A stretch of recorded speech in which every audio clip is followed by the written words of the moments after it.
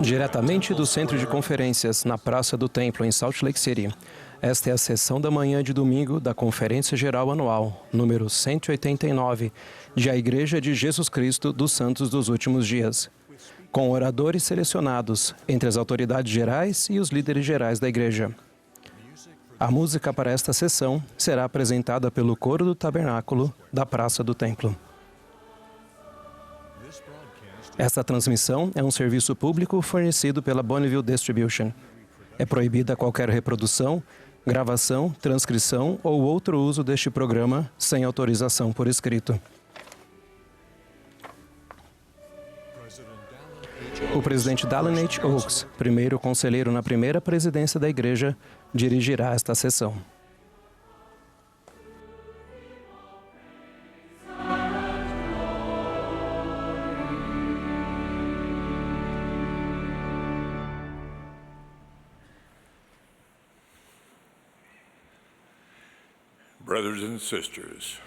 Irmãos e irmãs, sejam bem-vindos à sessão da manhã de domingo da Conferência Geral Anual número 189 de A Igreja de Jesus Cristo dos Santos dos Últimos Dias. O presidente Russell M. Nelson, que preside esta conferência, pediu-me que eu dirigisse esta sessão. Estendemos nossas saudações e bênçãos aos que participam desta reunião no mundo todo, por meio do rádio, da televisão, da internet ou de transmissão via satélite. Reconhecemos as autoridades gerais e os líderes gerais da Igreja que estão presentes nesta manhã. A música para esta sessão será apresentada pelo Coro do Tabernáculo da Praça do Templo, sob a regência de Mac Wilberg, com Andrew Answorth e Brian Matthias ao órgão. O coro abriu esta sessão cantando Sing Praise to Him e agora entoará Que Firme Alicerce. A oração de abertura será oferecida pelo elder Bradley D. Foster, dos 70. Em seguida, o coro cantará O Amor do Salvador.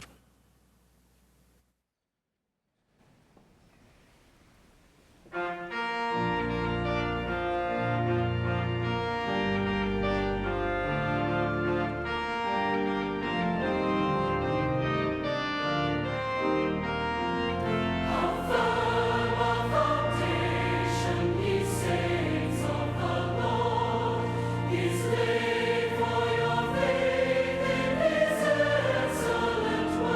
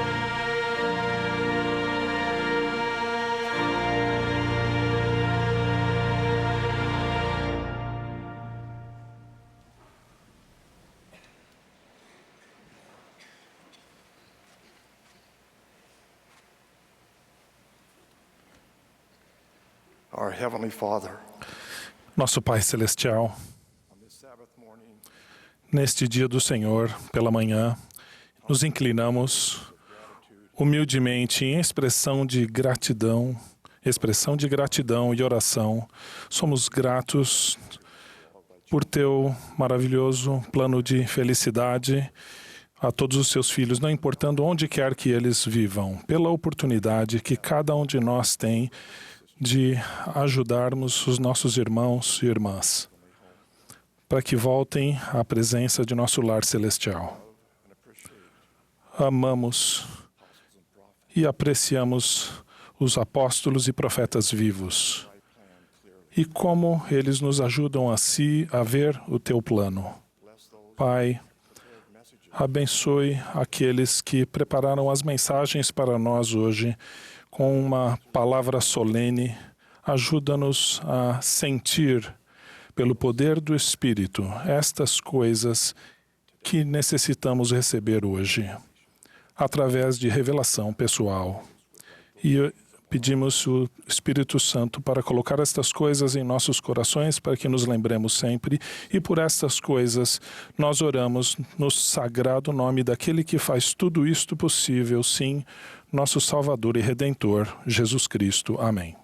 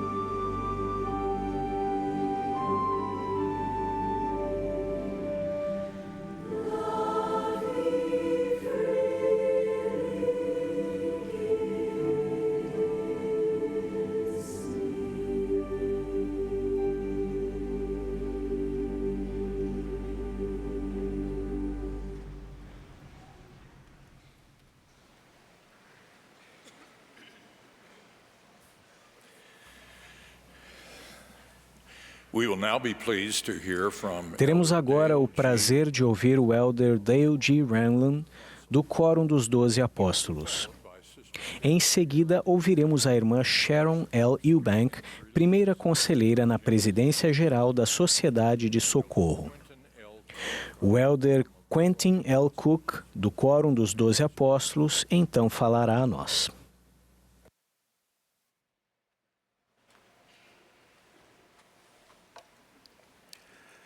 My dear brothers and sisters, Queridos irmãos e irmãs, nosso Pai Celestial e Jesus Cristo desejam abençoar cada um de nós. A questão de como acessar e obter essas bênçãos tem sido objeto de debate teológico e discussão por séculos.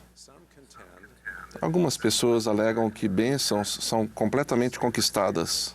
Nós as recebemos somente por meio de nossas obras. Outras afirmam que Deus já escolheu quem Ele vai abençoar e de que maneira, e que essas decisões são imutáveis. Essas duas opiniões são fundamentalmente falhas. As bênçãos do céu não são conquistadas quando acumulamos medalhas de honra ao mérito, de maneira frenética, nem quando esperamos sem fazer nada para ver se ganhamos as bênçãos na loteria. Não. A verdade é muito mais detalhada, mas mais apropriada para o relacionamento entre um Pai Celestial amoroso e nós, seus herdeiros em potencial. A verdade restaurada revela que bênçãos nunca são conquistadas, mas ações inspiradas por nossa fé, tanto inicial como continuamente, são essenciais. Ao considerarmos a maneira como recebemos bênçãos de Deus, associaremos as bênçãos celestiais a uma enorme pilha de madeira. Imaginem um pequeno monte de gravetos no centro, coberto por uma camada de lascas de madeira. Galhos vêm em seguida, depois pequenos troncos e, finalmente, troncos enormes. Essa pilha de lenha contém uma enorme quantidade de combustível capaz de produzir luz e calor por dias. Visualizem um único palito ao lado da pilha de madeira, um palito de fósforo. Para que a energia na pilha de madeira seja liberada, o palito de fósforo precisa ser riscado e o fogo aceso. O graveto rapidamente pegará fogo e fará com que os pedaços maiores de madeira sejam queimados. Uma vez iniciada essa reação de combustão, ela continuará até que toda a madeira seja queimada ou o fogo esteja livre de oxigênio. Riscar o palito de fósforo e acender o fogo são pequenas ações que permitem liberar a energia potencial da madeira. Até que o palito de fósforo seja riscado, nada acontece, independentemente do tamanho da pilha de madeira. Se o palito de fósforo for riscado, mas não for lançado nos gravetos, a quantidade de luz e calor liberada de fósforo sozinho é minúscula. E a energia da combustão na madeira não será liberada. Se não houver oxigênio presente em algum momento, a reação da combustão cessa. De maneira semelhante, a maioria das bênçãos que Deus deseja nos conceder exige ação de nossa parte. Ação com base em nossa fé em Jesus Cristo. A fé no Salvador é um princípio de ação e de poder. Primeiro agimos com fé, e então o poder vem, de acordo com a vontade e o tempo de Deus. A sequência é crucial. A ação exigida, no entanto, é sempre pequena quando comparada às bênçãos que por fim receberemos. Pensem no que acontece quando serpentes ardentes voadoras assolaram os antigos israelitas a caminho da terra prometida. A mordida da serpente venenosa era fatal. Mas uma pessoa mordida poderia ser curada olhando para uma serpente de bronze moldada por Moisés e colocada em uma haste. Quanta energia é necessária para olharmos para algo? Todos que olharam tiveram acesso aos poderes do céu e foram curados. Outros israelitas que foram mordidos deixaram de olhar para a serpente de bronze e morreram. Talvez eles tenham deixado de ter fé para olhar. Talvez eles não acreditassem que aquela simples ação pudesse resultar na cura prometida. Ou talvez eles tenham endurecido seu coração intencionalmente e rejeitado o conselho do profeta de Deus. O princípio de ativar as bênçãos que fluem de Deus é eterno.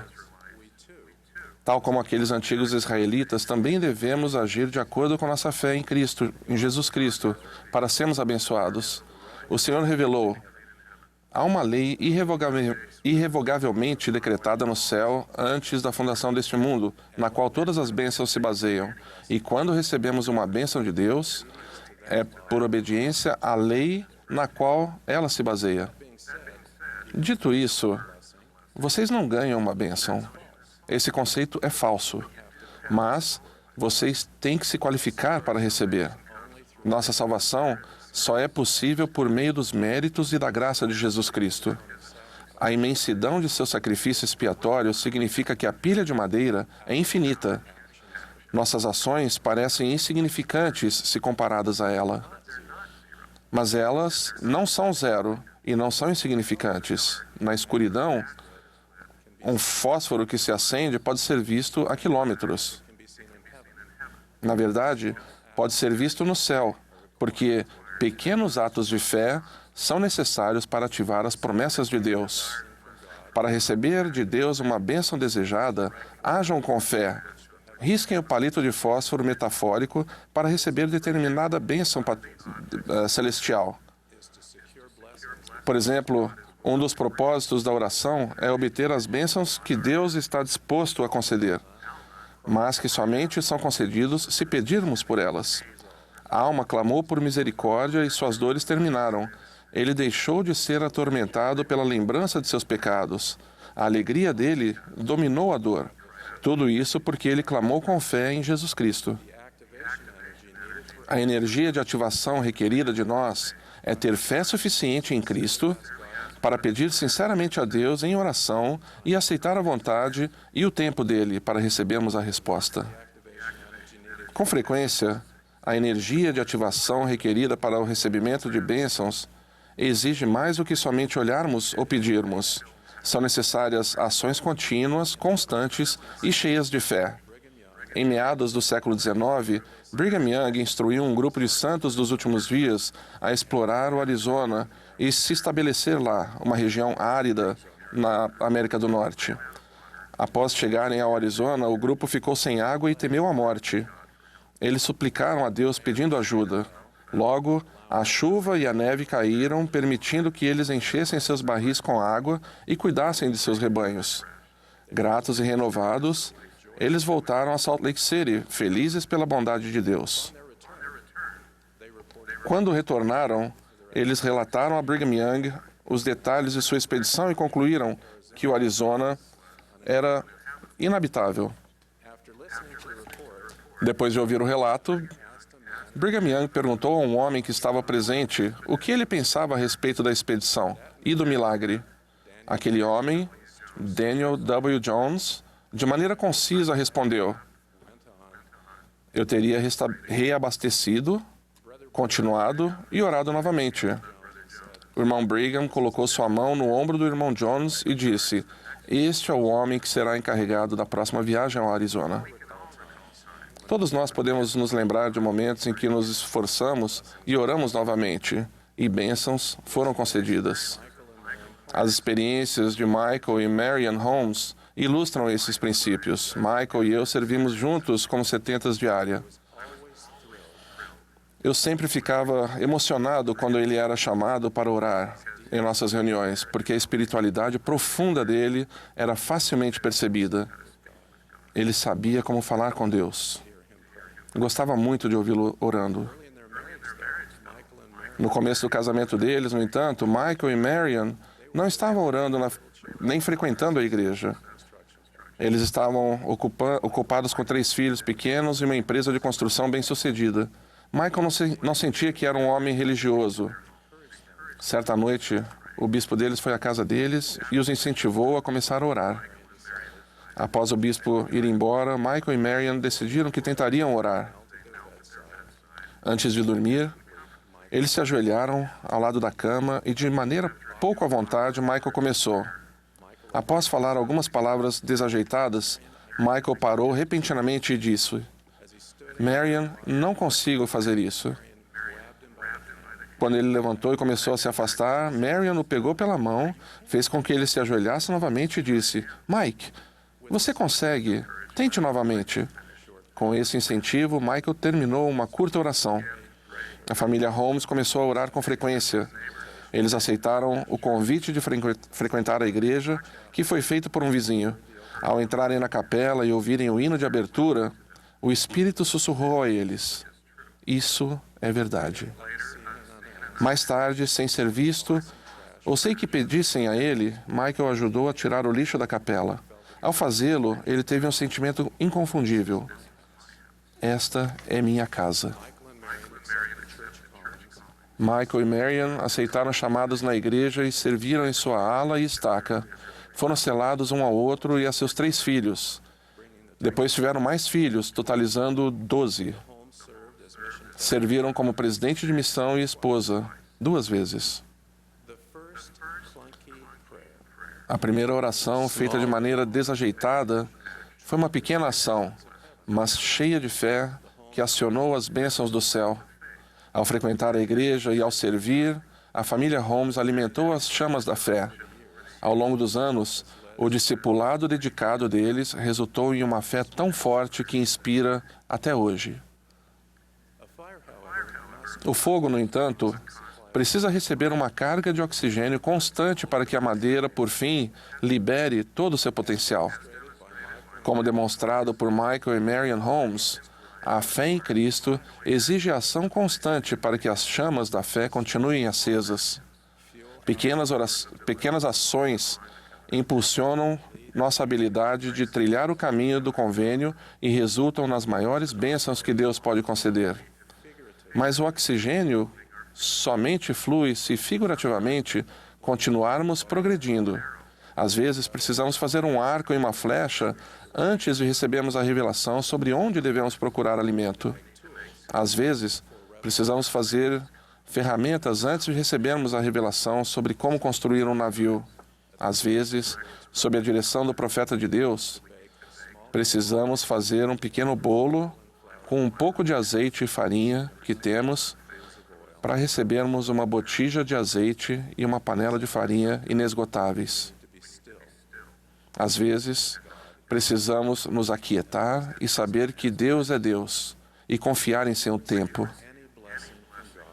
Quando recebem alguma bênção de Deus, vocês podem concluir que cumpriram uma lei eterna que governa o recebimento daquela bênção.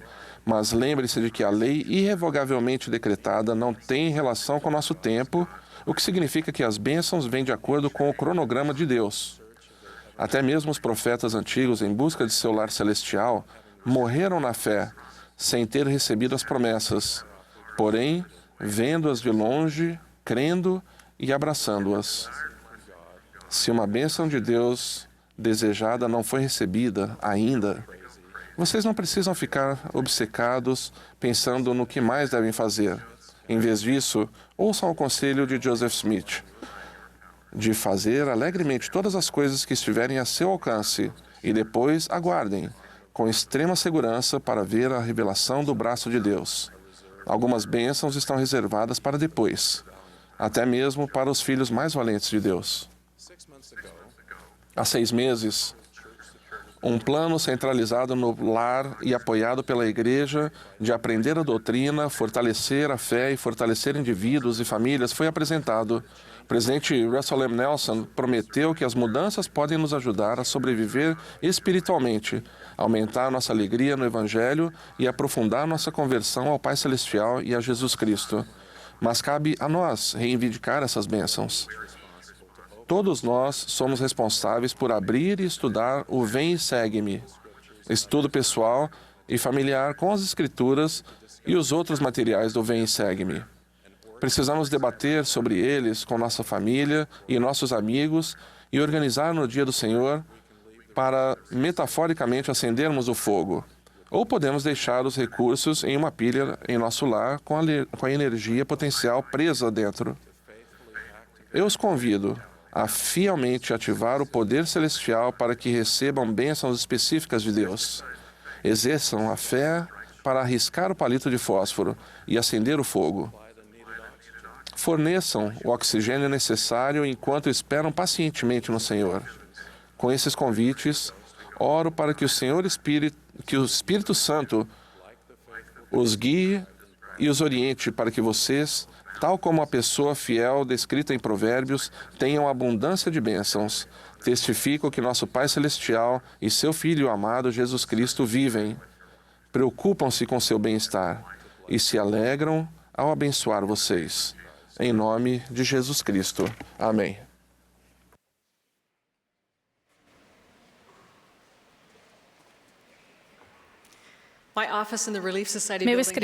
Meu escritório no prédio da Sociedade de Socorro tem uma vista perfeita do templo. Todas as noites, como um relógio, as luzes externas do templo são ligadas ao anoitecer. O templo é um farol estável e confiável bem na minha janela. Uma noite, em fevereiro passado, meu escritório permaneceu excepcionalmente escuro ao pôr do sol. Ao olhar pela janela, percebi que o templo estava escuro. As luzes não tinham acendido. Senti-me subitamente na escuridão. Eu não conseguia ver os pináculos do templo que costumava ver todas as noites nos últimos anos.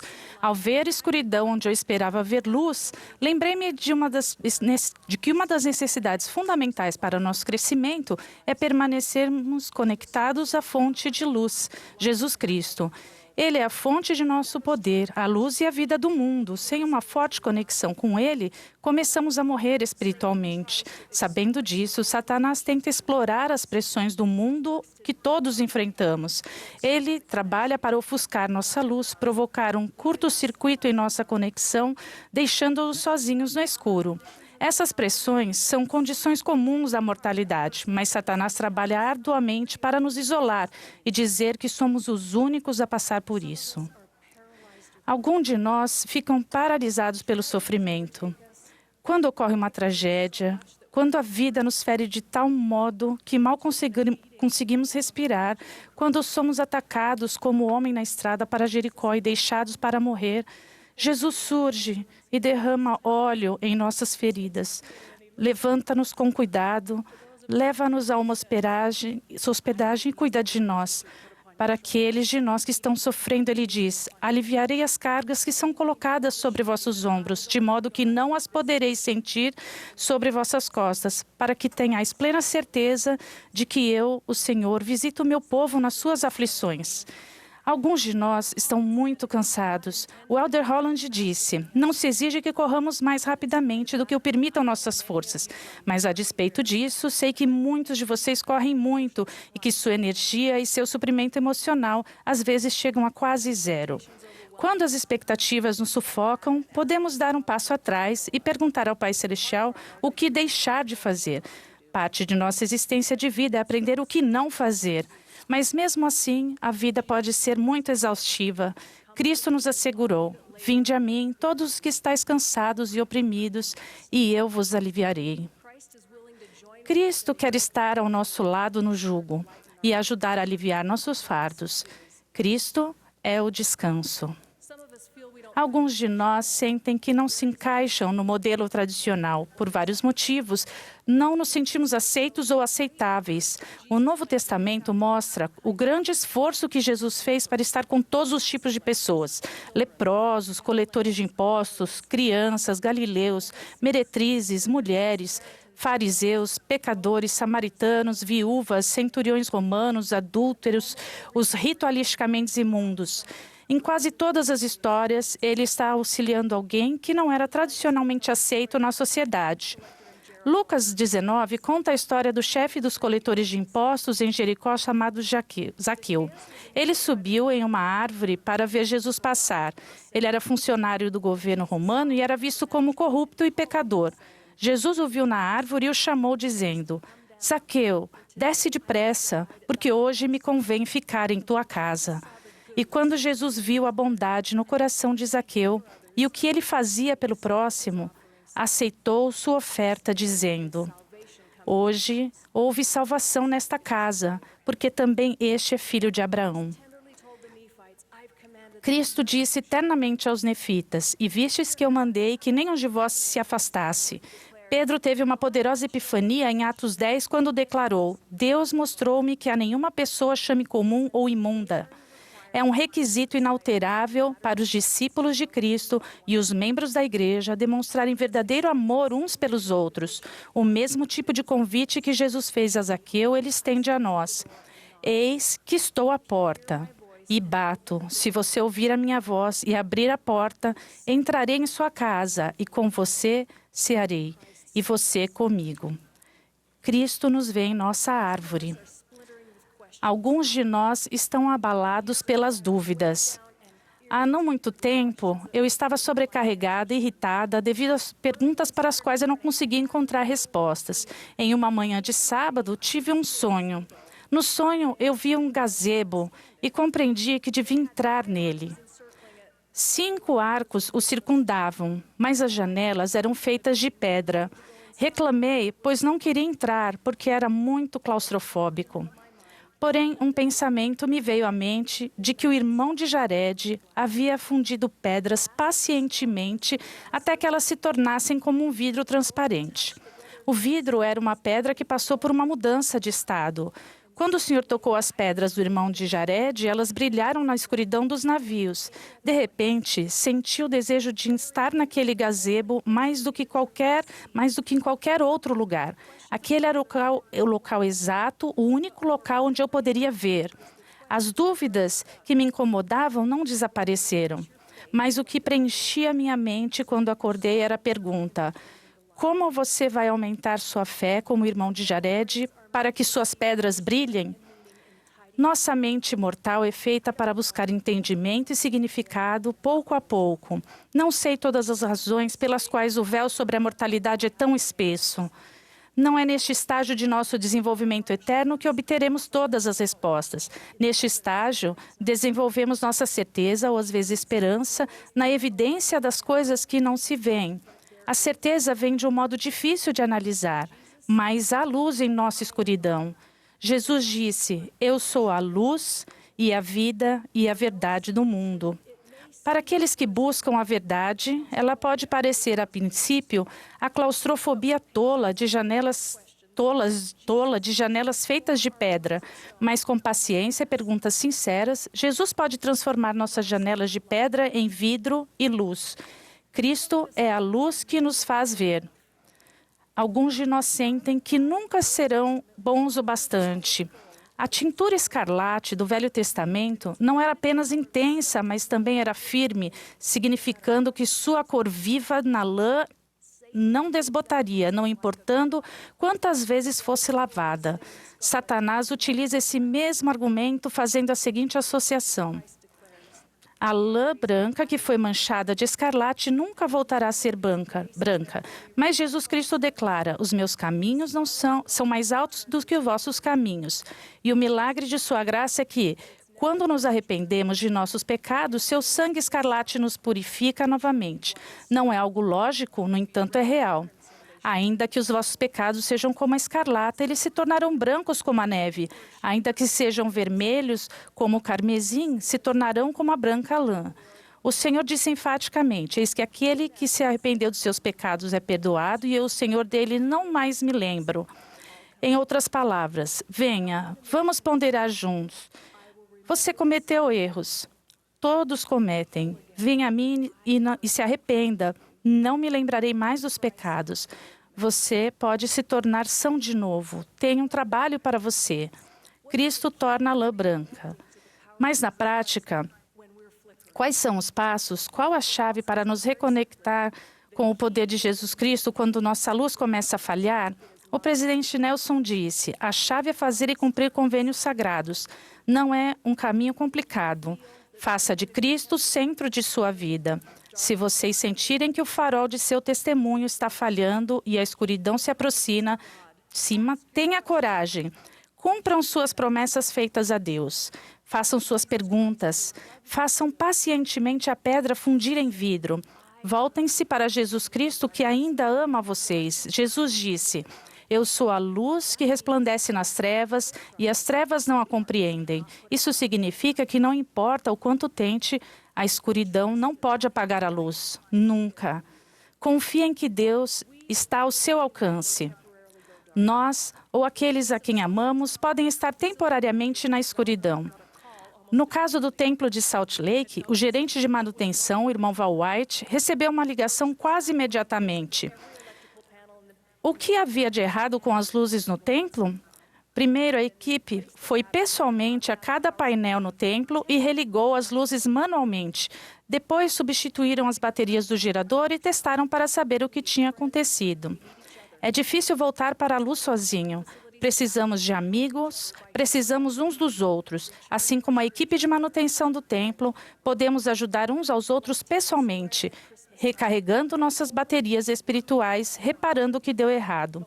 Assim como a praça do templo, na época do Natal, podemos ser apenas uma lâmpada em uma árvore, mas nossa pequena luz ainda brilha e, coletivamente, podemos atrair milhões de pessoas para a casa do Senhor. Como o presidente Nelson nos ensinou, podemos trazer a luz do Salvador para nós mesmos e para aqueles a quem amamos, simplesmente guardando nossos convênios. De várias maneiras, o Senhor recompensa esses atos fiéis com poder e alegria. Testifico que vocês são amados. O Senhor sabe o quanto vocês estão se esforçando, vocês estão progredindo. Continuem tentando. Ele vê que todos os seus sacrifícios ocultos e os conta para seu bem e daqueles a quem vocês amam. Seu trabalho não é em vão. Vocês não estão sozinhos. O nome dele, Emanuel, significa Deus conosco. Certamente, ele está com vocês. Deem mais alguns passos no caminho do convênio, mesmo que esteja muito escuro para ver adiante. As luzes se acenderão novamente. Testifico a veracidade nas palavras de Jesus e de que elas estão cheias de luz. Achegai-vos a mim e achegar-me-ei a vós. Procurai-me diligentemente e achar-me-eis. Pedi e recebereis. Batei e ser-vos aberto. Em nome de Jesus Cristo. Amém.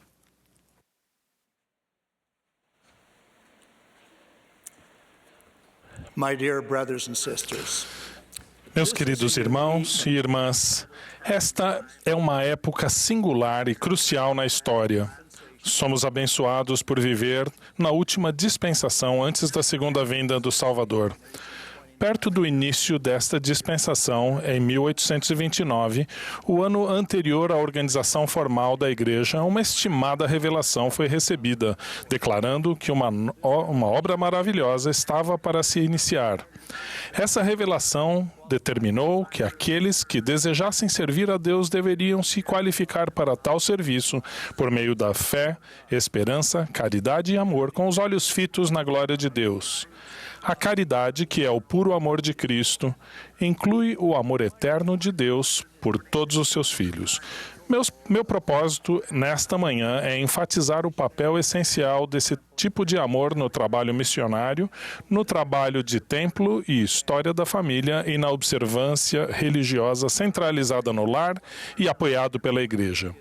O amor pelo Salvador e por nossos semelhantes é o principal atributo e motivo para a ministração e para os propósitos espirituais que nosso amado profeta, o presidente Russell M. Nelson, confiou a nós com os ajustes anunciados em 2018. Deparei-me com a relação entre o trabalho missionário e o amor no início da minha vida. Quando eu tinha 11 anos de idade, recebi minha bênção patriarcal de meu avô, que era um patriarca. Parte da bênção diz: abençoo-te com um grande amor por teus semelhantes, pois serás chamado para levar o Evangelho ao mundo a fim de conquistar almas a Cristo. Mesmo com pouca idade, entendi que compartilhar o Evangelho tinha como fundamento um grande amor por todos os filhos de nosso Pai Celestial. Como autoridades gerais designadas para participar da elaboração do manual Pregar Meu Evangelho há 15 anos, concluímos que o atributo do amor era essencial para o trabalho missionário em nossos dias, assim como sempre tem sido. O capítulo 6, que trata dos atributos de Cristo, incluindo a caridade e o amor, tem sido regularmente o capítulo mais popular entre os missionários. Como emissários do Salvador, a maioria dos missionários sente esse tipo de amor e, quando isso acontece, seus esforços são abençoados. Quando os membros adquirem a visão desse tipo de amor, o que é essencial para auxiliar o Senhor em seu propósito, o trabalho do Senhor será realizado. Fui privilegiado por desempenhar um pequeno papel em um exemplo maravilhoso desse tipo de amor. Enquanto servia como presidente da área na Oceania, recebi uma ligação do presidente Wayne Shute. Em sua juventude, ele serviu missão em Samoa. Posteriormente, ele voltou a Samoa como presidente de missão. Na época em que me ligou, ele era o presidente do Templo de Apia Samoa. Um de seus jovens missionários, quando ele era o presidente da missão, era o elder O. Vincent Halleck, que agora é presidente da área na Oceania. O presidente Shute tinha grande amor e respeito por Vince e por toda a família Halleck. A maioria dos familiares eram membros da igreja, exceto o pai de Vince, Otto Halleck, o patriarca da família, que era de descendência alemã e samoana. O presidente Shute sabia que eu participaria de uma conferência de estaca e de outras reuniões na Samoa Americana e me perguntou se eu poderia ficar na residência de Otto Halleck com o objetivo de compartilhar o evangelho com ele. Minha esposa Mary e eu ficamos com Otto e sua esposa Dorothy em sua linda casa. Durante o desjejum, eu compartilhei uma mensagem do evangelho e convidei Otto a se reunir com os missionários. Ele foi gentil, mas de modo firme recusou meu convite. Ele disse que estava feliz com o fato de que muitos membros de sua família eram santos dos últimos dias, mas de modo contundente ele mencionou que alguns antepassados samoanos de sua mãe haviam sido ministros cristãos em Samoa, e ele tinha um grande sentimento de lealdade à sua fé cristã tradicional. Apesar disso, saímos de lá como bons amigos.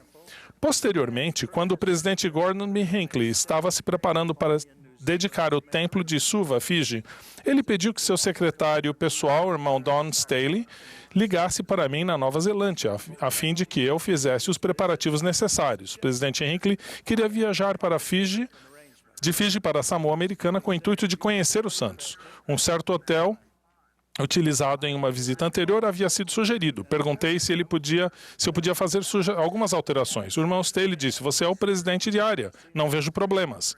Liguei imediatamente para o presidente Shute e disse a ele que talvez tivéssemos uma segunda chance de abençoar espiritualmente o nosso amigo Otto Halleck. Desta vez o missionário seria o presidente Gordon B. Hinckley. Perguntou se ele achava apropriado que a família Halleck hospedasse todos os que faziam parte do grupo de viagem que estavam com o presidente Hinckley. O presidente Hinckley, sua esposa, sua filha Jane, o elder Jeffrey R. Holland e sua esposa também faziam parte do grupo que estaria lá. O presidente Shute fez todos os preparativos com a família. Quando chegamos a Fiji, após a dedicação do templo, fomos recebidos calorosamente. Naquela noite, falamos a milhares de membros samoanos e depois fomos à casa da família Halleck. Quando nos reunimos para tomar o desjejum, na manhã seguinte, o presidente Hinckley e o irmão Otto Halleck já haviam se tornado bons amigos. Foi interessante notar que eles estavam tendo a mesma conversa que eu tive com Otto mais de um ano antes. Quando Otto expressou sua admiração por nossa igreja, mas reafirmou seu compromisso com a igreja a qual ele pertencia, o presidente Hinckley pôs sua mão no ombro de Otto e disse: "Otto, isso não é bom o bastante. Você precisa se tornar membro da igreja. Esta é a igreja do Senhor." No sentido figurado, pude ver a resistente armadura de Otto cair, dando abertura ao que o presidente Hinckley disse. Isso foi o início de mais ensino por parte dos missionários de uma humildade espiritual que permitiu a Otto Halleck ser batizado e confirmado pouco mais de um ano depois. Um ano após seu batismo, a família Halleck foi selada como uma família eterna no templo. Algo que tocou meu coração durante essa incrível experiência foi o imenso amor apresentado na ministração do presidente Wayne Shute e a seu ex-missionário, o elder Vince Halleck, e seu desejo de ver toda a família Halleck unida como uma família eterna. Quando se trata de coligar Israel, precisamos alinhar nosso coração com esse tipo de amor, nos distanciar de sentimentos de mera responsabilidade ou de culpa e nos apegar a sentimentos de amor e de participação na divina cooperação de compartilhar com o mundo a mensagem, o ministério e a missão do Salvador. Como membros, podemos demonstrar nosso amor pelo Salvador e por nossos irmãos e nossas irmãs em todo o mundo fazendo convites simples. A nova programação das reuniões dominicais representa uma oportunidade excepcional para que os membros convidem com amor e com êxito os amigos e colegas a virem e verem e a vivenciarem uma experiência na igreja. Uma reunião sacramental espiritual, que esperamos que seja tão sagrada quanto a que o Elder Holland descreveu ontem, será seguida de uma reunião de 50 minutos, centrada no Novo Testamento e no Salvador, ou em discursos relevantes da conferência, também centrados no Salvador e em sua doutrina. Algumas irmãs da Sociedade de Socorro têm se perguntado por que receberam uma designação de coligação em conjunto com os membros do Quórum do Sacerdócio. Há motivos para isso. Eu e o presidente Nelson apresentou muitos deles na última conferência geral. Ele concluiu dizendo: simplesmente não podemos coligar Israel sem vocês. Em nossos dias somos abençoados porque aproximadamente 30% de nossos missionários de tempo integral são sísteres. Isso delineia uma necessidade e um incentivo adicionais para que as irmãs da Sociedade de Socorro compartilhem o Evangelho com amor. Para compartilharmos o Evangelho de Jesus Cristo com amor, cada um de nós precisa demonstrar um compromisso amoroso, solidário e espiritual, homens e mulheres, jovens e crianças. Se demonstrarmos amor, bondade e humildade, muitos aceitarão nosso convite. Aqueles que escolherem não aceitar nosso convite ainda serão nossos amigos. O amor também está no centro de nosso trabalho de templo e história da família para coligar Israel do outro lado do véu. Quando aprendemos sobre as provações e as dificuldades que nossos antepassados enfrentaram, nosso amor e nossa gratidão por eles se ampliam. Nosso trabalho de templo e história da família tem sido fortalecido de modo significativo por causa dos novos ajustes na programação da reunião dominical e por causa do avançamento dos jovens nas classes e nos quórums. Essas mudanças proporcionam uma atenção antecipada e mais poderosa para que aprendamos sobre nossos antepassados sobre a coligação de Israel do outro lado do véu. Tanto o trabalho do templo quanto de história da família são consideravelmente apropriados. A internet é uma ferramenta poderosa. O lar é atualmente o nosso principal centro de história da família. Nossos membros jovens são excepcionalmente habilidosos na pesquisa de história da família e são espiritualmente motivados a realizar batismos por seus antepassados, a quem eles aprenderam a amar e respeitar. Desde a mudança que permitiu os jovens de 11 anos de idade realizarem batismos pelos mortos, os presidentes do templo em todo o mundo têm relatado uma frequência muito maior. Um presidente de templo nos informou que tem havido um aumento marcante da participação dos membros no batistério. E a participação dos jovens de 11 anos de idade tem trazido mais famílias. Mesmo em sua tenra idade, eles parecem ter noção de reverência e de propósito da ordenança que eles estão realizando. É maravilhoso vê-los. Sei que nossos líderes da primária e dos jovens estão fazendo o trabalho de templo e história da família uma tarefa essencial e continuarão a fazê-lo. As irmãs da Sociedade de Socorro e os irmãos do sacerdócio podem, de forma amorosa, apoiar o cumprimento de sua responsabilidade quanto ao templo e história da família individualmente e também inspirar e auxiliar crianças e jovens a coligar Israel no outro lado do véu. Isso é particularmente importante no lar e no decorrer do dia do Senhor. Prometo que realizar as ordenanças de seus antepassados com amor fortalecerá e protegerá nossos jovens e nossa família em um mundo que se torna cada vez mais cruel. Particularmente também testifico que o presidente Russell M. Nelson tem recebido revelações profundamente importantes relacionadas aos templos e ao trabalho do templo. A nova ênfase na vivência e no estudo do Evangelho centralizados no lar e os recursos fornecidos pela Igreja são uma grande oportunidade para amorosamente preparar famílias e indivíduos eternos para se encontrarem com Deus e viverem com Ele. Quando um homem e uma mulher são seladas no templo, eles entram na santa ordem do matrimônio no novo e eterno convênio, uma ordem do sacerdócio. Juntos, eles recebem as bênçãos do sacerdócio e o poder de conduzir os assuntos de sua família. Mulheres e homens possuem papéis singulares, conforme descritos no documento A Família, Proclamação ao Mundo, mas suas responsabilidades são iguais em valor e importância. Eles têm igual poder para receber revelação para a sua família. Quando eles trabalham juntos com amor e retidão, suas decisões são abençoadas pelo céu. Aqueles que buscam saber a vontade do Senhor, tanto para a sua vida pessoal quanto para a sua família, devem se empenhar em retidão, mansidão, bondade e amor. A humildade e o amor são as características marcantes daqueles que buscam saber a vontade do Senhor, especialmente para a sua família. Aperfeiçoar-nos, qualificar-nos para as bênçãos do convênio e preparar-nos para o encontrar com Deus são responsabilidades individuais. Precisamos ser autossuficientes e ocupar-nos zelosamente para fazer de nosso lar um refúgio das tempestades que nos cercam e um santuário de fé. Os pais têm a responsabilidade de ensinar os filhos com amor. Um lar cheio de amor é uma alegria, um deleite e literalmente o céu na terra. O hino preferido de minha mãe era Com Amor no Lar. Sempre que ela ouvia o primeiro verso, Tudo é belo em derredor, com amor no lar, ela visivelmente ficava tocada e derramava lágrimas. Quando éramos crianças, estávamos cientes de que vivíamos nesse tipo de lar. Essa era uma de suas maiores prioridades. Além de uma atmosfera amorosa no lar, o presidente Nelson enfatizou o limite do uso das mídias que prejudicam nossos propósitos principais. Um ajuste que beneficiará praticamente todas as famílias é fazer da internet, das mídias sociais e da televisão servos.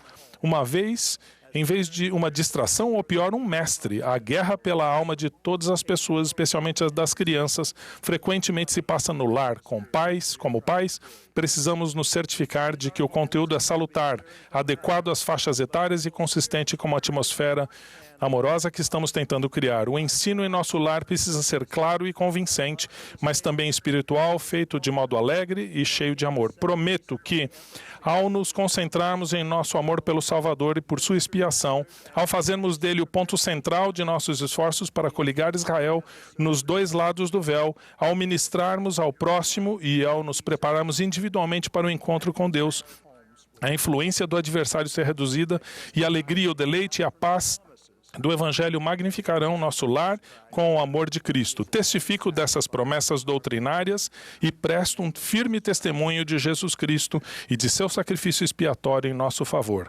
Em nome de Jesus Cristo. Amém.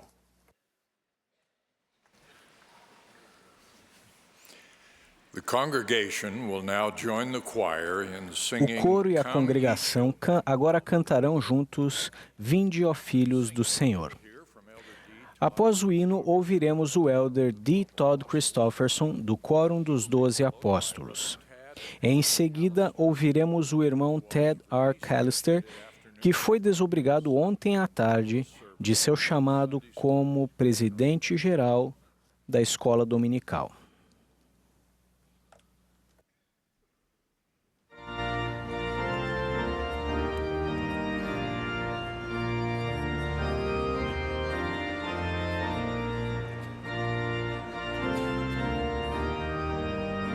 This is the 189th Annual General Conference of the Church of Jesus Christ of Latter-day Saints.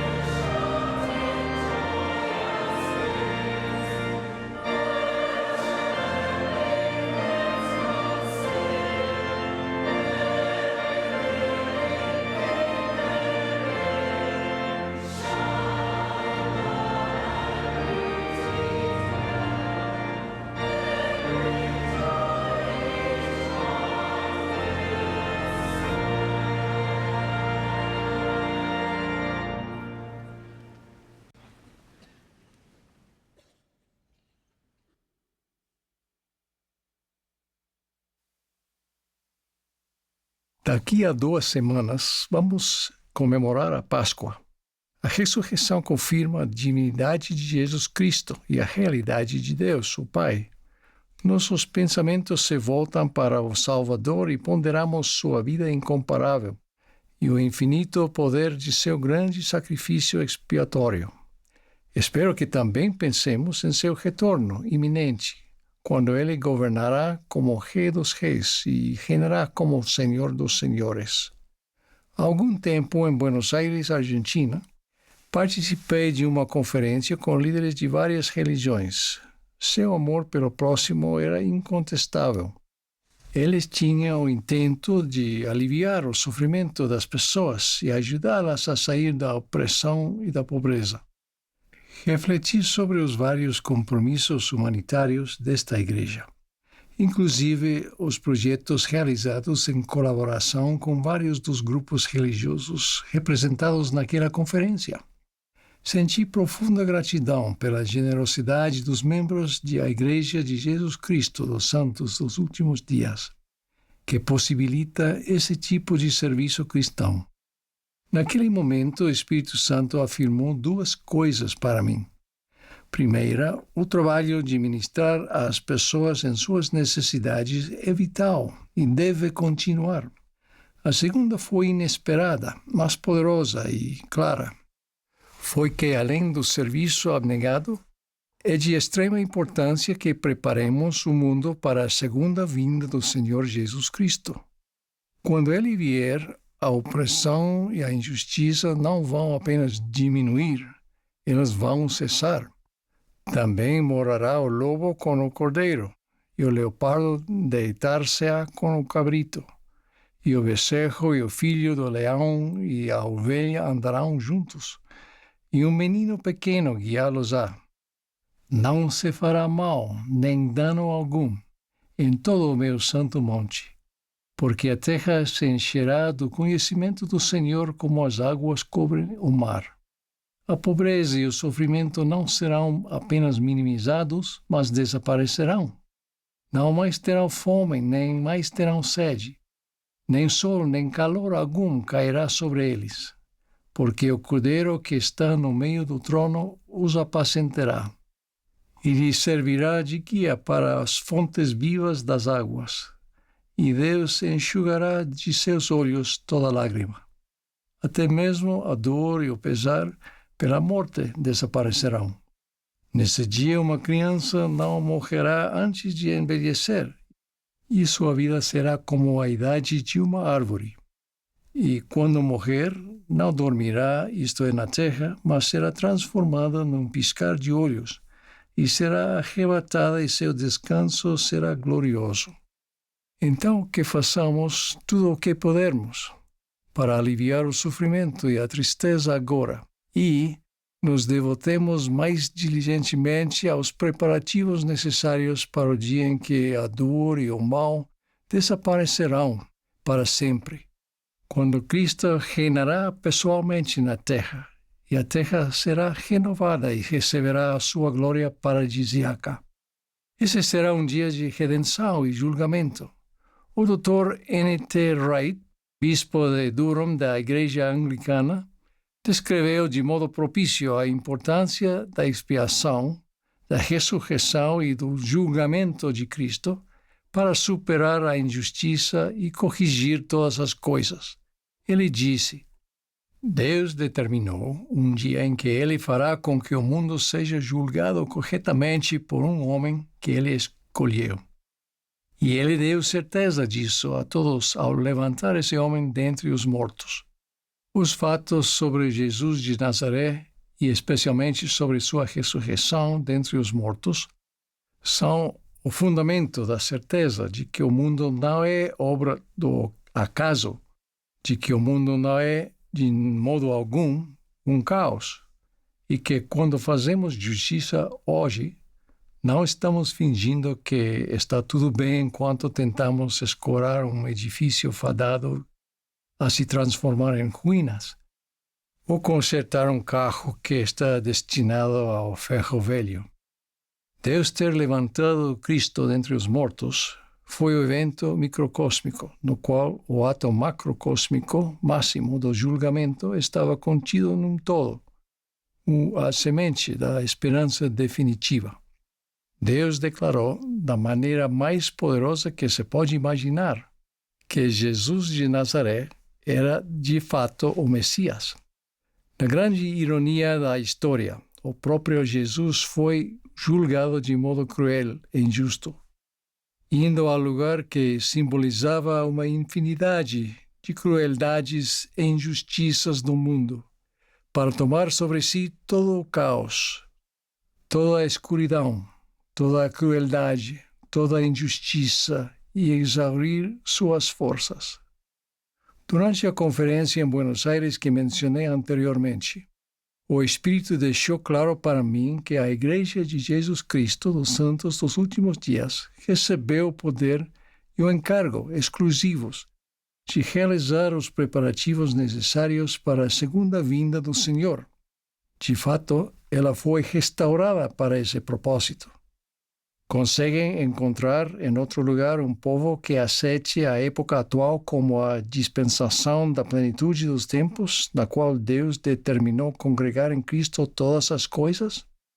Se não encontrarmos aqui o intento comunitário de realizar o que precisa ser realizado, tanto para os vivos quanto para os mortos, em preparação para esse dia, se não encontrarmos aqui uma organização que tem o desejo de alocar uma grande quantidade de tempo e dinheiro para a coligação e a preparação de um povo do convênio pronto para receber o Senhor, não encontraremos em nenhum outro lugar. O que podemos fazer para nos prepararmos hoje para esse dia? Podemos nos preparar como povo. Podemos coligar o povo do convênio do Senhor. E podemos ajudar a fazer com que as promessas de salvação feitas aos pais, nossos antepassados, sejam cumpridas. Tudo isso precisa acontecer em certo nível substancial, antes de que o Senhor retorne. Em primeiro lugar, e crucial para o retorno do Senhor, é a presença na terra de um povo preparado para recebê-lo quando ele vier. Ele declarou que os que permanecerem na terra naquele dia, do menor até o maior, se encherão do conhecimento do Senhor, e verão olho a olho, e erguerão suas vozes, e juntos cantarão este novo canto, dizendo: O Senhor trouxe Sião outra vez, o Senhor reuniu todas as coisas em uma, o Senhor trouxe Sião do alto, o Senhor ergueu Sião de baixo. Em tempos antigos, Deus tomou a cidade justa de Sião para si. Em contrapartida, nos últimos dias, a nova Sião receberá o Senhor, quando ele retornar. Sião é o puro de coração, um povo uno, de coração e mente, que habita em retidão, sem pobres entre eles.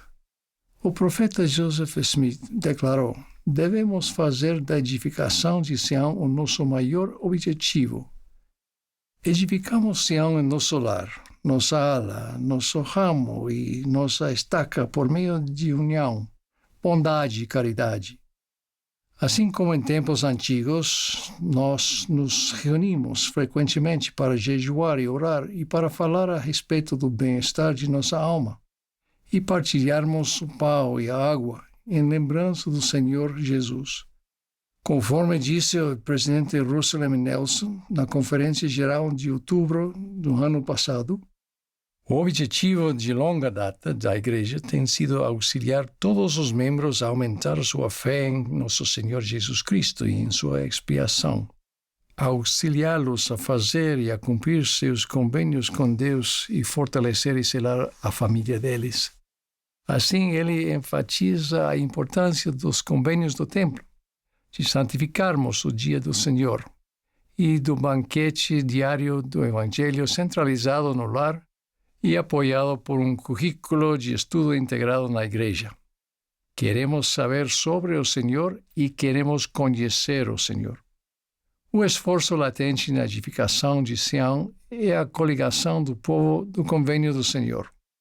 Creemos na coligação literal de Israel e na restauração das 10 tribos.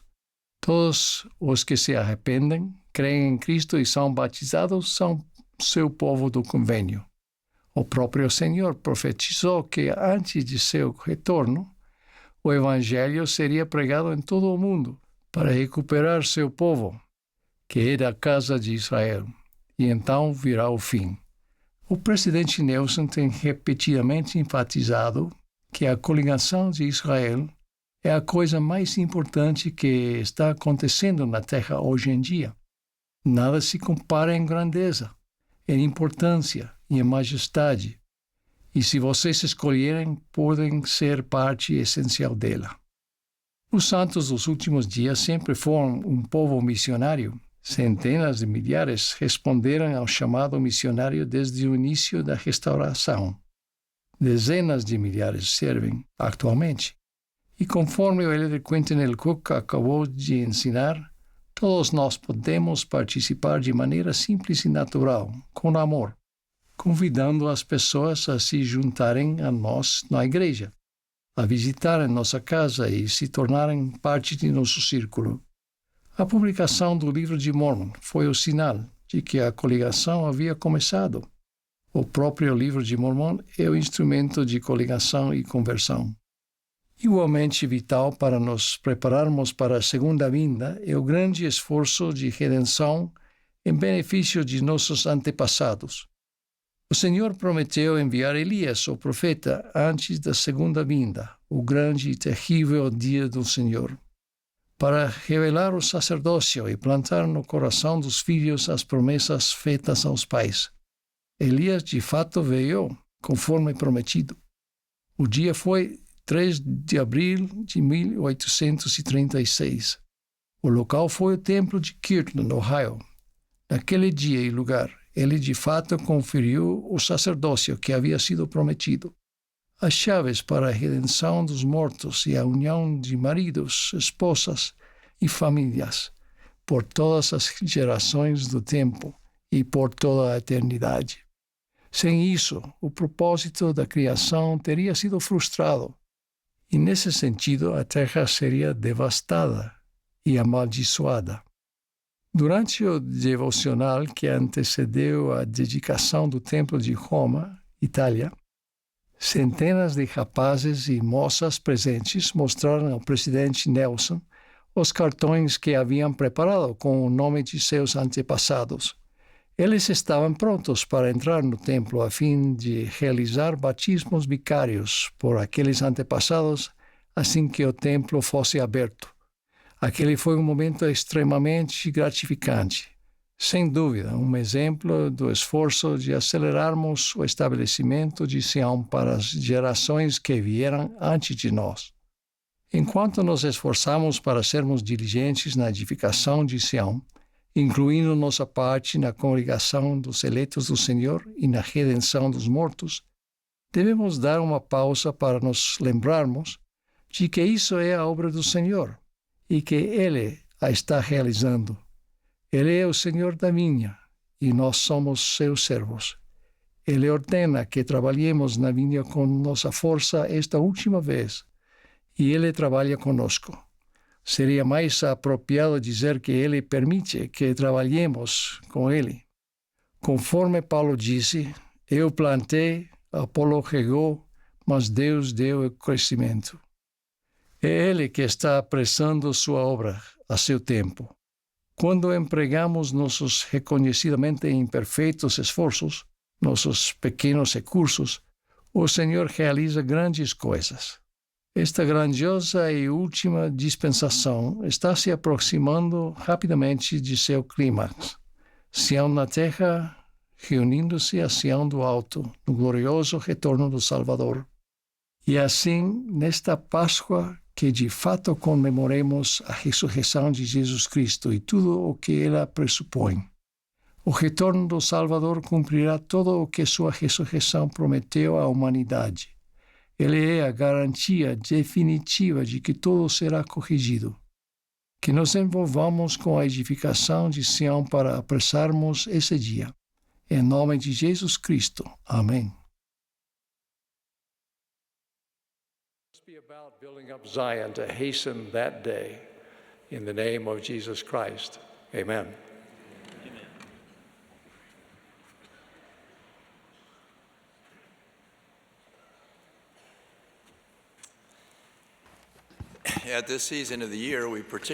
Nesta época do ano, nós particularmente nos regozijamos com a expiação do Salvador e refletimos sobre ela. É certamente a doutrina mais sublime, mais impactante e mais apaixonante que este mundo ou que este universo já conheceu. A que dá propósito e esperança para a nossa vida. O que é então a expiação de Jesus Cristo? De certo modo, é uma espécie de acontecimentos divinos que teve início no jardim do Getsemane, continuou na cruz e culminou com a ressurreição do Salvador no sepulcro. Foi motivada por um amor incompreensível por cada um de nós. Foi necessário um ser que não tivesse pecados, que tivesse um poder infinito sobre os elementos, até mesmo sobre a morte, que possuísse uma capacidade ilimitada de sofrer as consequências por todos os nossos pecados e por todas as nossas enfermidades, e que de fato descesse abaixo de todas as coisas. Essa foi a missão de Jesus Cristo. Essa foi sua expiação. Então, qual foi o propósito da expiação? Foi possibilitar que voltássemos à presença de Deus, que nos tornássemos semelhantes a Ele e recebêssemos a plenitude da alegria. Isso tornou possível superar 4 obstáculos. Primeiro, a morte física. Segundo, a morte espiritual causada por Adão e por nossos pecados. Terceiro, nossas aflições e enfermidades. Quarto, nossas fraquezas e imperfeições. Mas como o Salvador pode fazer isso sem violar as leis da justiça? Suponhamos, por exemplo, que um homem que está pensando em emocionante salto em queda livre tome uma decisão precipitada e espontaneamente pule de um pequeno avião. Depois de fazê-lo, ele rapidamente percebe a insensatez de suas ações. Ele quer aterrissar em segurança, mas há um obstáculo: a lei da gravidade. Ele move seus braços com uma velocidade impressionante, com a esperança de voar, mas é em vão. Ele posiciona seu corpo para pairar ou planar a fim de diminuir a velocidade da queda, mas a lei da gravidade é implacável e impiedosa. Ele tenta argumentar com essa lei básica da natureza, dizendo: foi um erro, eu nunca mais vou fazer isso. Mas suas súplicas são em vão. A lei da gravidade não demonstra compaixão, não abre exceções. Felizmente, no entanto, o homem de repente sente algo em suas costas. Um amigo no avião, percebendo um momento de insensatez, havia preparado um paraquedas momentos antes do salto. Ele encontra a corda e puxa. Aliviado, ele plana em segurança até o chão. E podemos nos perguntar, a lei da gravidade foi violada? O paraquedas funcionou de acordo com a lei para fornecer uma aterrissagem segura. Quando pecamos, somos como o homem insensato que pulou do avião. A despeito do que fazemos por nós mesmos, apenas uma aterrissagem catastrófica nos espera. Estamos sujeitos à lei da justiça que, assim como a lei da gravidade, é rigorosa e impiedosa. Podemos ter esperança de que o Salvador, por meio de sua expiação de modo misericordioso, nos concederá um tipo de paraquedas espiritual.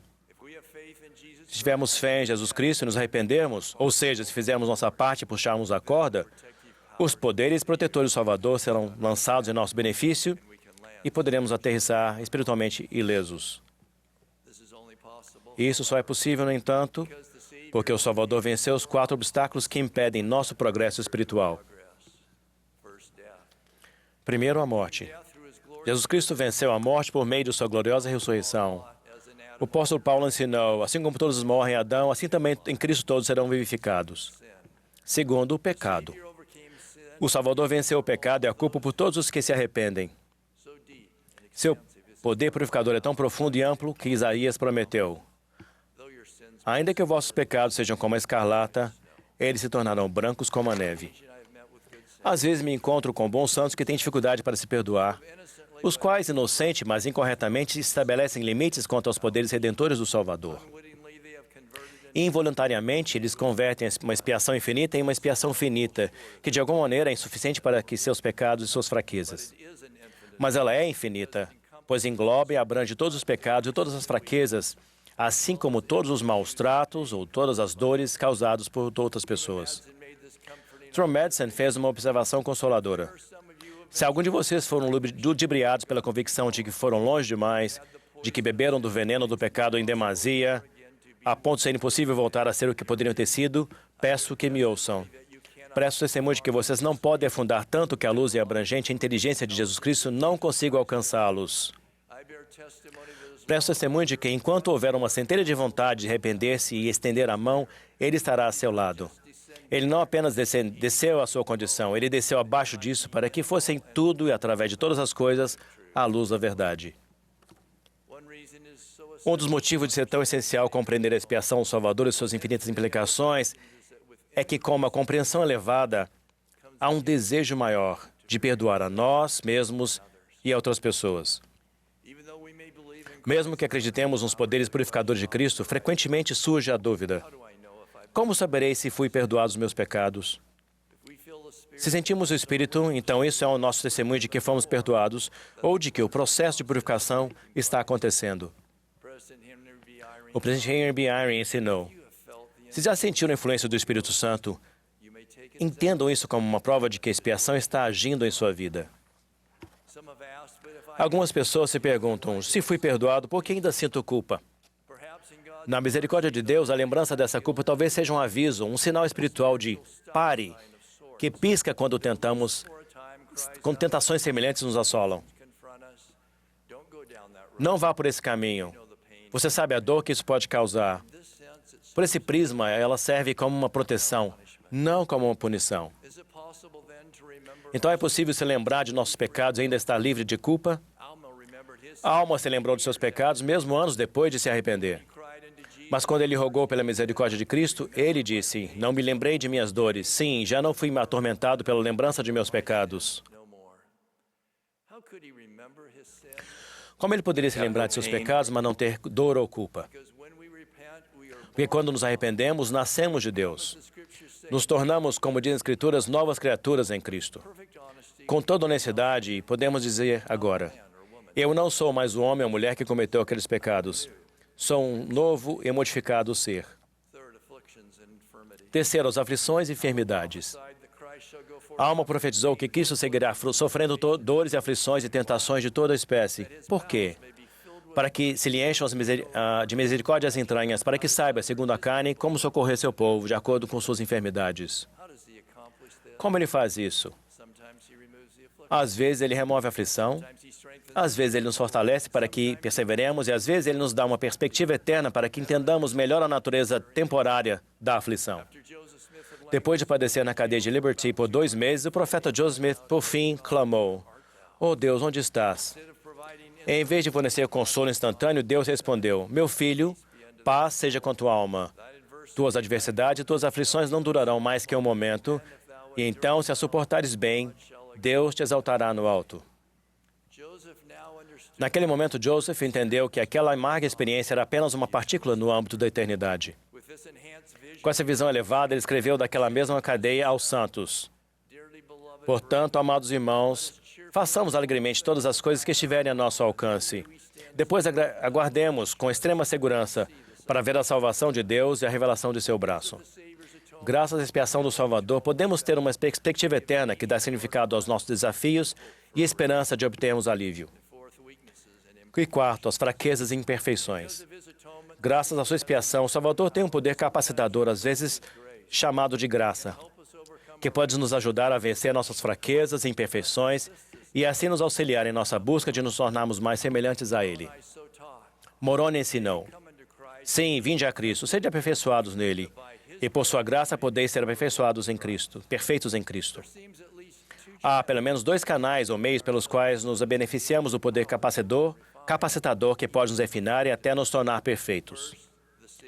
Primeiro, as ordenanças de salvação. As Escrituras declaram: em suas ordenanças manifesta-se o poder da divindade. Às vezes podemos pensar nas ordenanças como uma lista de tarefas necessárias para exaltação. Mas, na verdade, cada uma delas desencadeia um poder divino que nos ajuda a nos tornar mais semelhantes a Cristo. Por exemplo, quando somos batizados e recebemos o dom do Espírito Santo, ficamos limpos e então tornamos-nos mais santificados como Deus. Além disso, por meio do Espírito Santo, nossa mente é iluminada e nosso coração é abrandado para que pensemos como Ele e tenhamos uma percepção mais semelhante à dele. E quando somos selados como marido e mulher, damos o direito a tronos, reinos, principados e poderes como dádivas de Deus.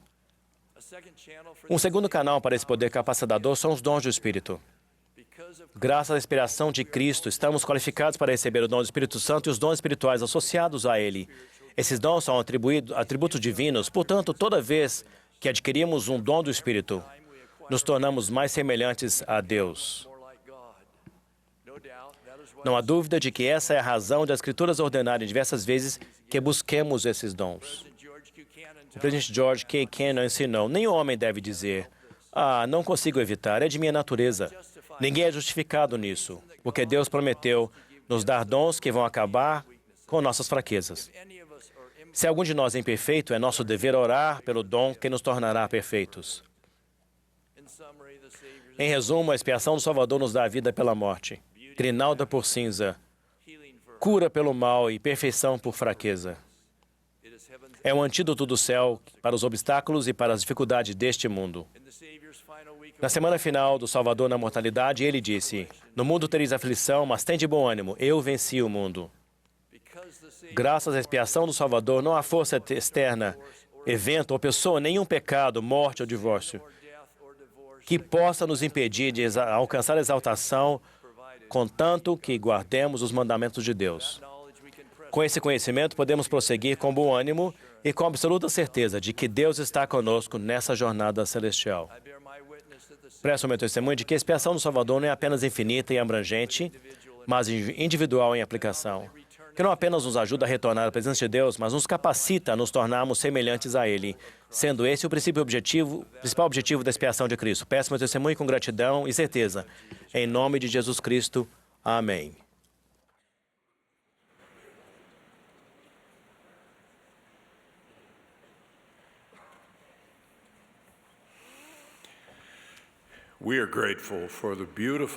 Expressamos nossa gratidão pelas lindas mensagens que ouvimos e ao coro do tabernáculo da Praça do Templo, pela música edificante apresentada nesta manhã. O coro agora cantará Tu, Jesus, ó Rocha Eterna. O último orador desta sessão será o nosso amado profeta, o presidente Russell M. Nelson. Após suas palavras, o coro encerrará a reunião cantando Vinde a mim. A oração de encerramento será oferecida pela irmã Jean B. Bingham, presidente-geral da Sociedade de Socorro.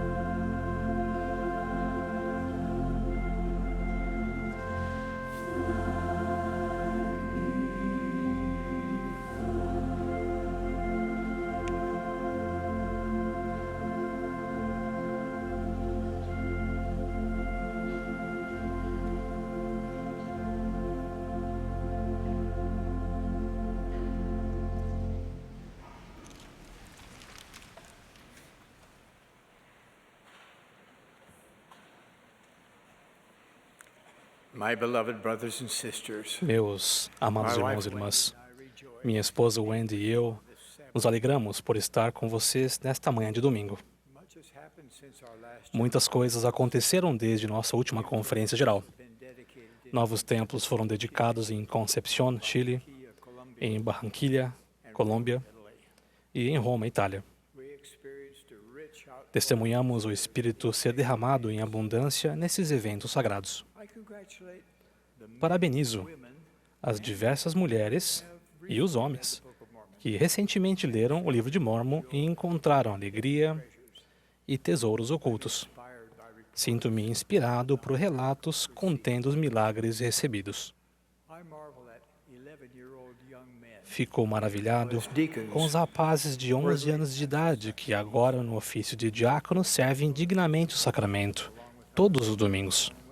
Eles vão ao templo juntamente com nossas moças de 11 anos de idade, que com entusiasmo agora aprendem e servem como abelhinhas. Tanto rapazes quanto moças estão compartilhando verdade do Evangelho com clareza e convicção. Regozijo-me com crianças e jovens que ajudam a ensinar o Evangelho em seu lar e trabalham com seus pais para que o currículo centralizado no lar e apoiado pela igreja seja seguido. Recebemos esta foto de Blake, de 4 anos de idade, que em uma manhã de sábado pegou um livro da igreja e exclamou: "Preciso alimentar meu espírito."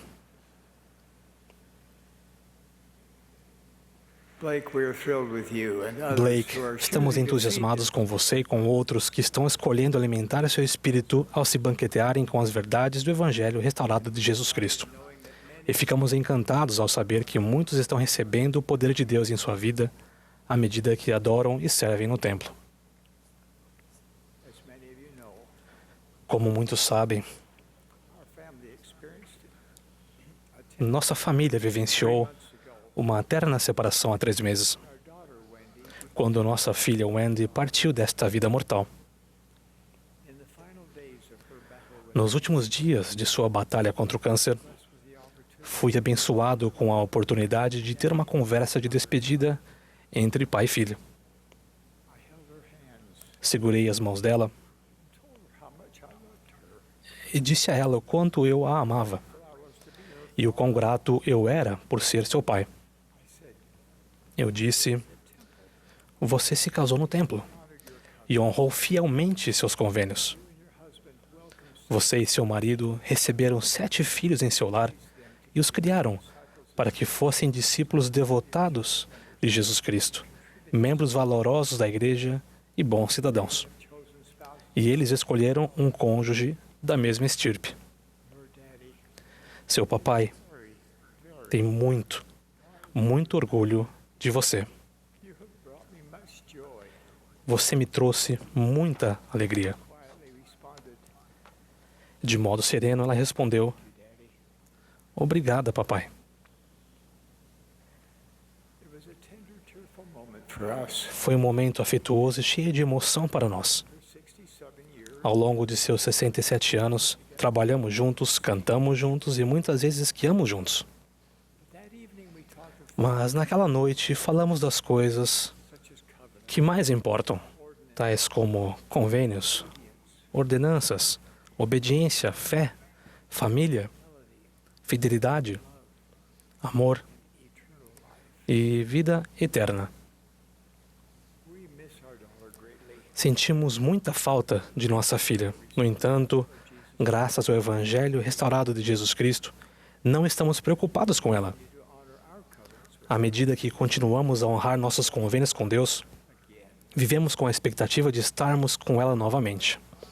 Enquanto isso, estamos servindo ao Senhor aqui, e ela está servindo a Ele lá, no paraíso. Por falar nisso, minha esposa e eu, no início deste ano, visitamos a cidade de Paradise, na Califórnia.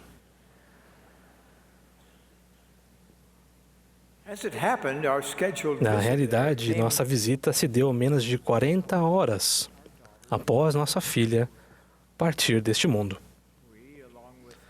Nós, o elder Kevin W. Pearson e sua esposa June, fomos fortalecidos pelos santos da Estaca Chico, Califórnia. Ficamos sabendo de sua grande fé, de sua administração e dos milagres que ocorreram, mesmo em meio às devastadoras perdas decorrentes do incêndio mais destruidor da história da Califórnia. Enquanto estávamos lá, conversamos bastante com um jovem policial chamado John, um dos muitos corajosos socorristas. Ele relembrou a densa escuridão que pairou na cidade de Paradise no dia 8 de novembro de 2018. Enquanto chamas e brasas se alastravam pela cidade, devastando propriedades e posses como um flagelo, nada deixando a não ser pilhas de cinzas e chaminés com os tijolos à vista. Por 15 horas, John dirigiu em meio a uma escuridão intransponível, tracejada com os dardos das ameaçadoras brasas, à medida que ele ajudava cada pessoa e família a escapar em segurança. Tudo isso com o risco de perder a própria vida. Contudo, durante essa extenuante provação, o que mais atemorizou John foi sua preocupante pergunta: onde está a minha família? Após longas e terríveis horas de angústia, ele finalmente ficou sabendo que eles haviam escapado em segurança. O relato da preocupação de John com sua família me inspirou a falar hoje àqueles que, quando o fim de sua vida mortal se aproximar, podem perguntar: onde está minha família? No dia futuro em que completarão sua experiência mortal e entrarão no mundo espiritual, vocês se depararão com esta pungente pergunta: onde está minha família? Jesus Cristo nos ensina o caminho para que voltemos ao nosso lar eterno. Ele entende o plano de progresso eterno de nosso Pai Celestial mais do que qualquer um de nós. Afinal de contas, Ele é a pedra angular de tudo isso. Ele é nosso Redentor, nosso médico e nosso Salvador. Desde que Adão e Eva foram expulsos do Jardim do Éden, Jesus, o Cristo, estende seu poderoso braço para ajudar a todos os que decidem segui-lo. As Escrituras registram repetidas vezes que, a despeito dos diferentes pecados cometidos por todos os tipos de pessoas, seus braços ainda estão estendidos. O Espírito dentro de cada um de nós naturalmente anseia que o amor familiar dure para sempre. Músicas românticas perpetuam uma falsa esperança de que tudo de que precisamos é amor, se quisermos permanecer juntos para sempre. E alguns erroneamente acreditam que a ressurreição de Jesus Cristo disponibiliza a promessa de que todas as pessoas estarão com seus entes queridos após a morte. Na verdade, o próprio Salvador deixou bem claro que, embora sua ressurreição garanta que cada pessoa que já viveu realmente ressuscitará e viverá para sempre, muito mais é exigido se queremos obter o elevado privilégio da exaltação.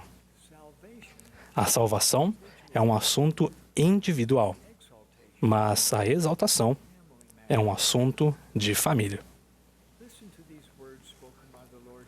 Ouçam as palavras citadas pelo Senhor Jesus Cristo a seu profeta. Todos os convênios, contratos, vínculos, compromissos, juramentos, votos, práticas, ligações, associações ou expectativas que não forem feitos nem acertados nem selados pelo Santo Espírito da promessa não terão eficácia, virtude ou vigor algum na ressurreição dos mortos nem depois dela, porque todos os contratos que não são realizados com esse propósito têm fim quando os homens morrem.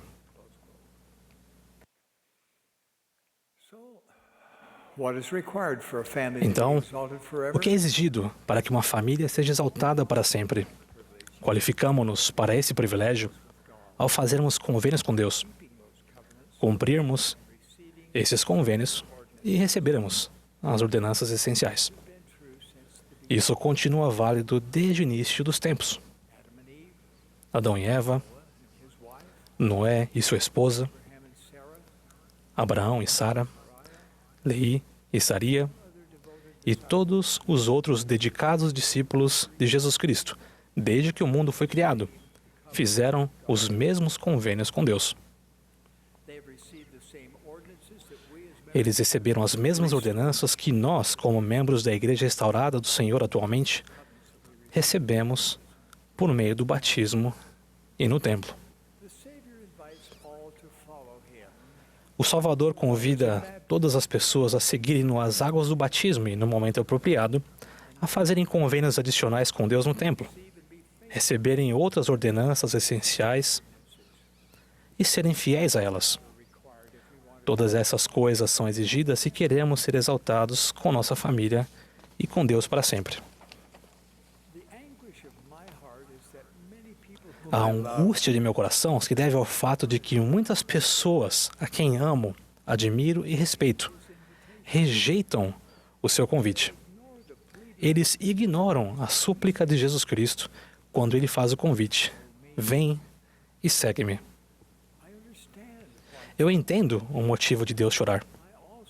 Também choro por alguns amigos e parentes.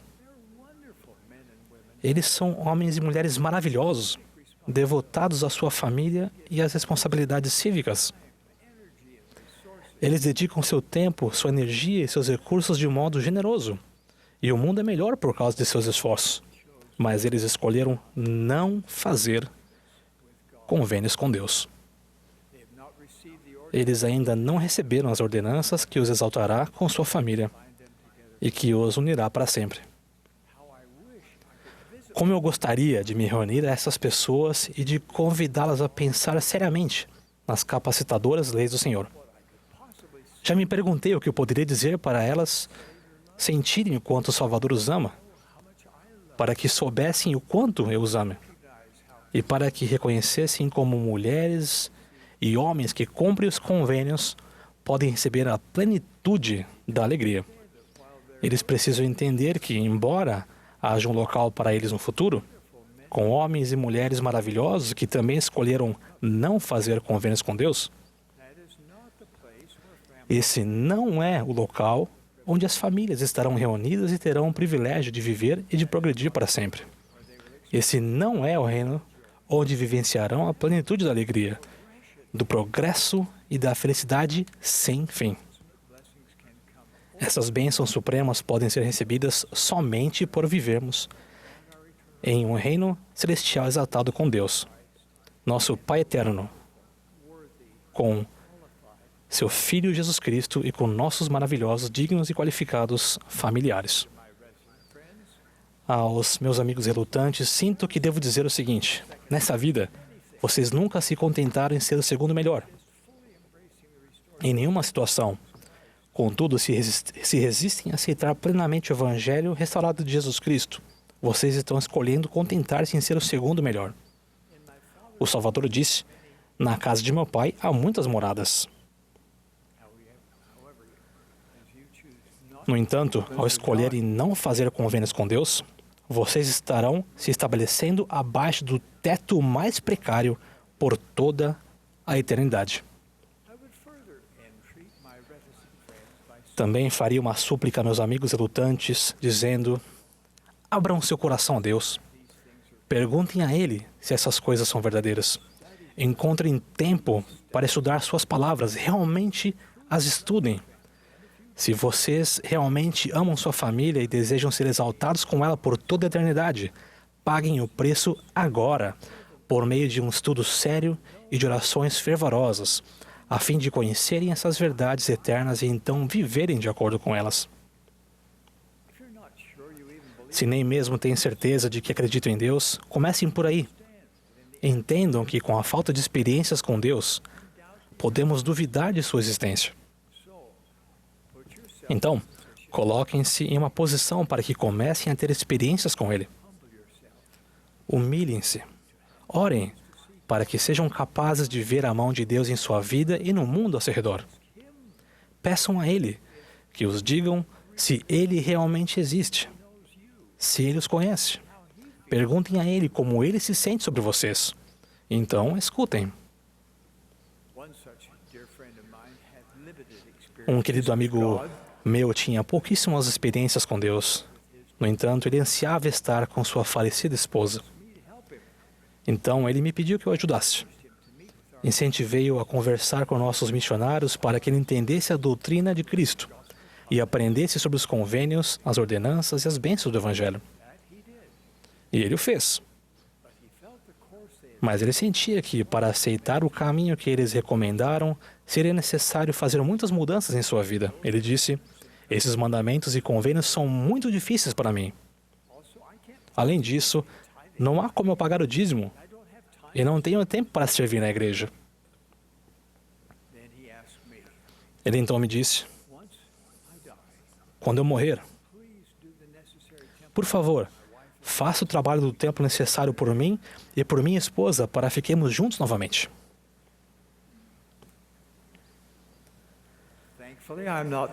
Felizmente, não sou eu que o julgarei. Mas realmente questiono a eficácia do trabalho vicário no templo para um homem que teve a oportunidade de ser batizado nesta vida, de ser ordenado ao sacerdócio e de receber as bênçãos do templo durante a mortalidade, mas tomou a decisão intencional de rejeitar esse caminho. Meus queridos irmãos e irmãs, Jesus Cristo nos convida a trilhar o caminho do convênio para que voltemos ao lar de nossos pais celestiais e que estejamos com nossos entes queridos. Ele nos faz o convite: vem e segue-me. Agora, como presidente de sua igreja, imploro a vocês que se distanciaram da igreja e a vocês que ainda não buscaram saber realmente que a Igreja do Salvador foi restaurada. Façam o trabalho espiritual para descobrir por si mesmos. E, por favor, façam-no agora. O tempo está se esgotando. Testifico que Deus vive. Jesus é o Cristo. Sua igreja e a plenitude de seu evangelho foram restaurados para abençoar nossa vida com alegria, tanto hoje quanto no futuro. Presto testemunho disso em nome de Jesus Cristo. Amém.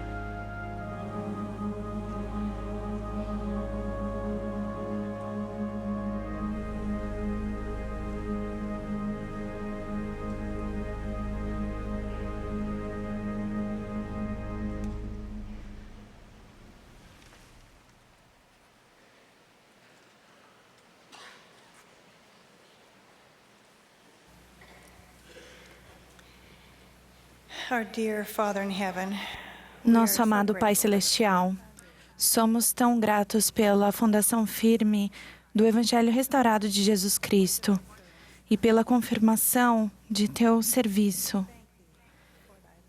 Agradecemos-Te, Pai, por Teu amor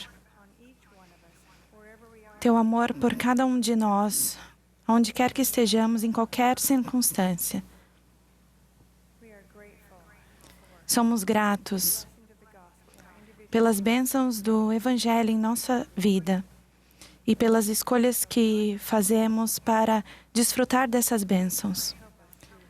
Oramos para que o Senhor nos ajude, para que possamos compartilhar o amor e a luz e para que ajudemos as pessoas ao nosso redor para a segunda vinda de nosso Salvador Jesus Cristo.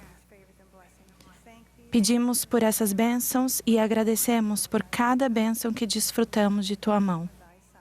E dizemos essas coisas em nome de Jesus Cristo. Amém.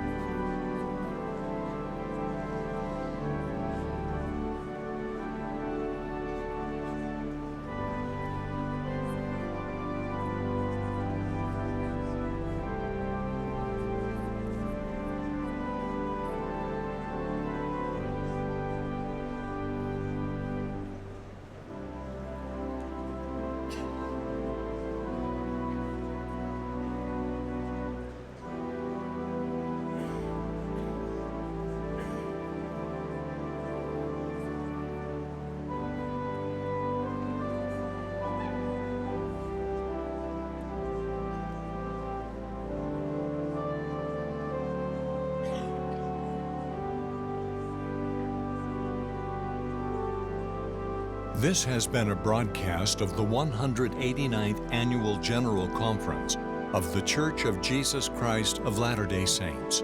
Speakers were selected from the general authorities and general officers of the church. Music was provided by the Tabernacle Choir at Temple Square. This broadcast has been furnished as a public service by Bonneville Distribution. Any reproduction, recording, transcription, or other use of this program without written consent is prohibited.